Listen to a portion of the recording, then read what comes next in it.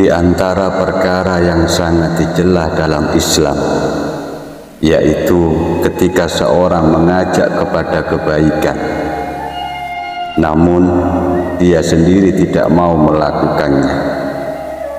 Allah Subhanahu wa ta'ala berfirman, Ya ayyuhalladzina amanu lima taquluna ma la taf'alun kabura maqtan 'indallahi an taqulu ma la taf'alun. Wahai orang-orang yang beriman, mengapa kalian mengatakan sesuatu yang kalian sendiri tak mengerjakannya? Sungguh sangatlah besar kemurkaan Allah jika kalian mengatakan sesuatu yang kalian sendiri tidak melaksanakannya. Allah Subhanahu wa ta'ala juga berfirman di dalam ayat yang lainnya, Ata'murunan nasa bil birri wa tansawna anfusakum. Apakah kalian akan menyuruh orang lain untuk mengerjakan kebaikan dan kalian melupakan diri kalian sendiri, yaitu untuk melaksanakannya? Namun demikian itu bukan berarti dalam Islam kita tidak boleh menyampaikan nasihat, kita tidak boleh untuk mengingatkan, apalagi kaitannya dengan amar ma'ruf nahi munkar. Bila kita sendiri belum sempurna dalam melaksanakannya, apalagi jika kita dijadikan dalil atau dijadikan rujukan tersebut untuk mencelah atau meremehkan orang-orang yang menegakkan amar ma'ruf nahi munkar. Karena jika perkara tersebut disyaratkan untuk memberi nasihat, harus mereka sempurna, harus mereka lebih baik untuk mengingatkan, menasehati dan menyampaikan dakwah dalam Islam, maka malapetakalah yang akan terjadi.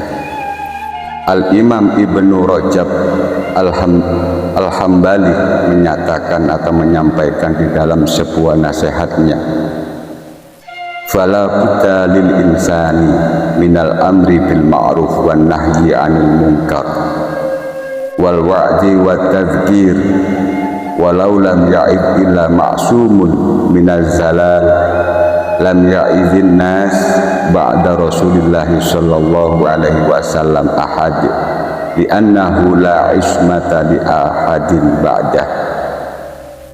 Maka hendaklah manusia itu menyampaikan nasihat, pengingat, terlebih-lebih menyampaikan amar ma'ruf nahi munkar. Jika orang yang menyampaikan nasihat dalam agama yang disyaratkan adalah orang yang maksum, atau orang yang tidak mempunyai dosa, atau orang yang terjaga dari kesalahan, maka tidak akan ada seorang pun yang bisa menyampaikan nasihat dalam Islam. Karena yang maksum itu hanya dimiliki Rasulullah Shallallahu Alaihi Wasallam. Sifat maksum hanya Rasul Shallallahu Alaihi Wasallam yang memilikinya. Selain Rasulullah tidak ada yang maksum. Tak ada orang yang maksum sepeninggal Nabi kita Rasulullah Shallallahu Alaihi Wasallam. Maka dari sinilah kita harus bisa memahami, jika posisi kita sebagai orang yang menerima nasihat, maka teruslah, maka kita harus menerimanya dengan lapang dada. Kita menerima nasihat itu dengan baik selama nasihat itu baik dan bermanfaat dan bisa bermanfaat bagi kita semua, terlebih-lebih di dalam diri kita pribadi masing-masing. Dan jangan sampai kita menolak suatu kebenaran, suatu nasihat yang diberikan orang lain kepada kita sendiri. Kita masih belum bisa melaksanakan, walaupun mereka yang memberikan nasihat belum bisa melaksanakannya. Tetap kita harus berlapang dada menerima apa yang diberikan nasihat yang terbaik dari orang lain tersebut. Kalau kita memilah dan memilih siapa yang memberi nasihat, maka hancurlah di dalam kehidupan kita atau perilaku kita setiap harinya.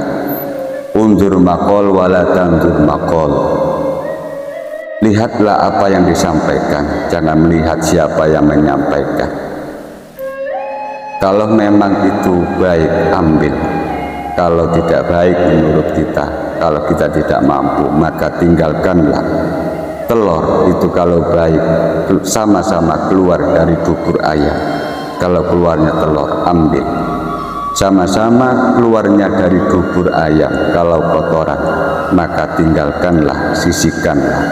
Intinya bijaklah dalam berperilaku, bijaklah dalam menyimak.